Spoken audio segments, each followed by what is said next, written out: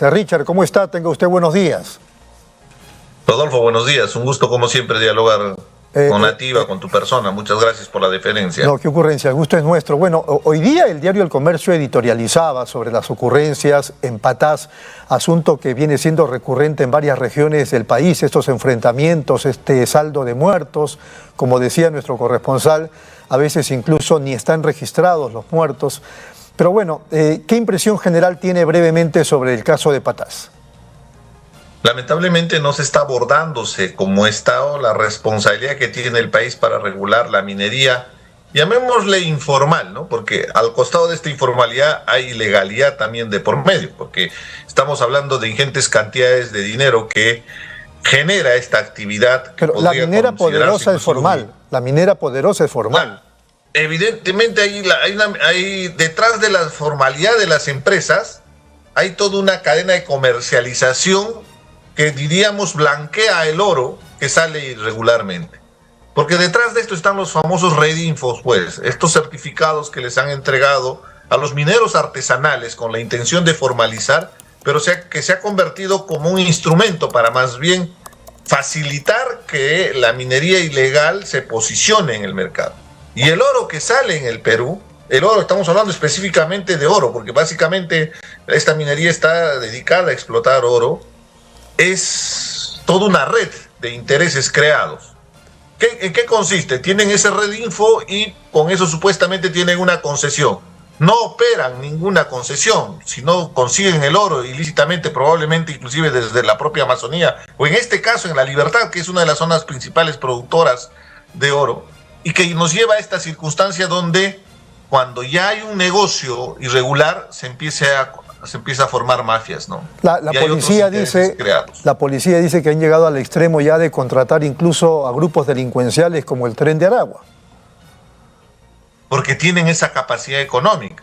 O sea, si empezamos a enumerar las zonas de explotación informal, que es hasta ilegal, y no solamente es en La Libertad, podríamos ir a La Rinconada en Puno, podríamos ir a Madre de Dios en La Pampa, Arequipa, donde es tierra de nadie, ¿no? Y que ahí donde funciona inclusive la ley del viejo oeste, ¿no? Donde el más fuerte es el que se impone, y para eso justamente se entretejen actividades mafiosas, ¿no? No solamente hay contratación, en este caso, de sicarios, de gente que va a recurrir al uso de las armas, sino también hay tráfico de blancas, hay prostitución infantil, hay una serie de vicios que lamentablemente desde el gobierno, desde el Congreso de la República no se está regulando, al contrario, juegan en favor de estos intereses. Si no basta ver el proyecto de ley que acaban de presentar, hay unas bancadas con el objetivo de hacer populismo, ¿no? Que al final favorecen a estas mafias, ¿no? ¿Me logra escuchar? ¿Me está escuchando? Sí, sí, claro. Correcto. Le decía, las autoridades en Patás dicen que hay una ausencia tremenda del gobierno central, no hay imposición de la autoridad como debiera corresponder. Pero eso se evidencia además, Rodolfo, con algo muy objetivo. El tráfico de material que se requiere en la minería informal, como es el uso de petardos, de dinamita y todo esto, es un negocio redondo. Y de la misma manera, sustancias para procesar parcialmente, aunque ya se conoce más o menos cuáles son los destinos, ¿no?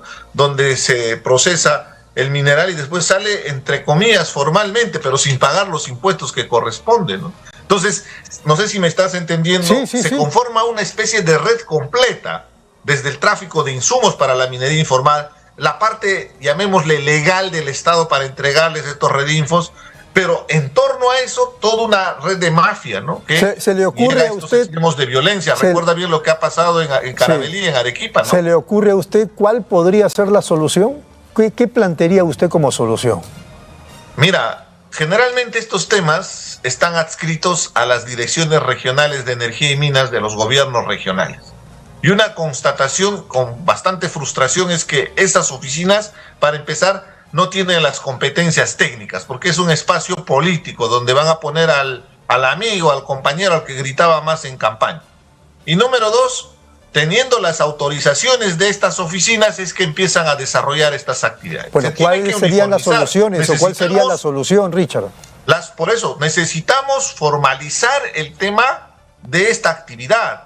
pero de una manera seria, comprometida, donde se integre Estado desde el Ministerio de Energía y Minas y el trabajo de las direcciones regionales de energía y minas con los gobiernos regionales, pero que trabajen articuladamente, bajo un solo mecanismo de ley, porque lo que hacen es deslindar responsabilidades. La gran minería es un asunto del Estado.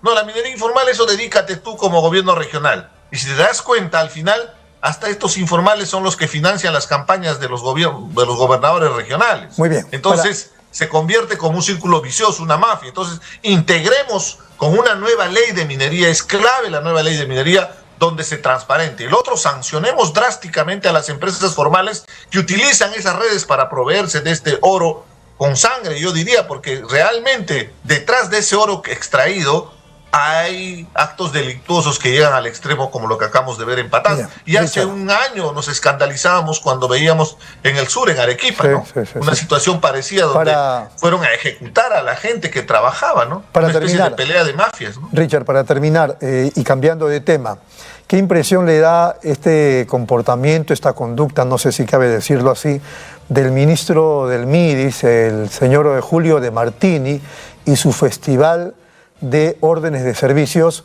a sus amigos y conocidos? Evidentemente cuestionable esa actuación, y sobre todo nos está mostrando que los ministerios se están convirtiendo en una especie de agencias de empleo o de favores políticos, ¿no? Ahí debería intervenir directamente la Contraloría, y ante las evidencias definitivamente una decisión para retirarlo del cargo del ministro del MIDIS.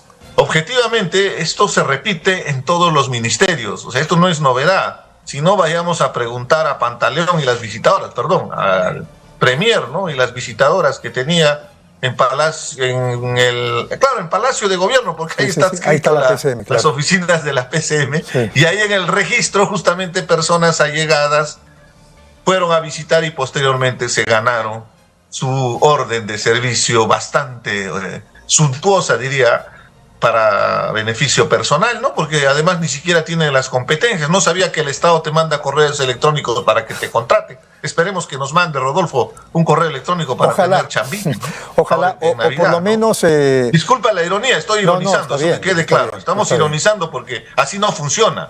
Se convoca concurso público, se suelta la licitación y se evalúa las competencias, las capacidades, y sobre esa base es que se entrega los cargos. No es una repartija. El hecho de ser ministro no es para que se entregue los trabajos como si fueran cartas de una baraja, ¿no? Que entregas a todo el mundo. Muy bien. Richard, nos ganó el tiempo. Ha sido muy amable. Muchas gracias y un fuerte abrazo.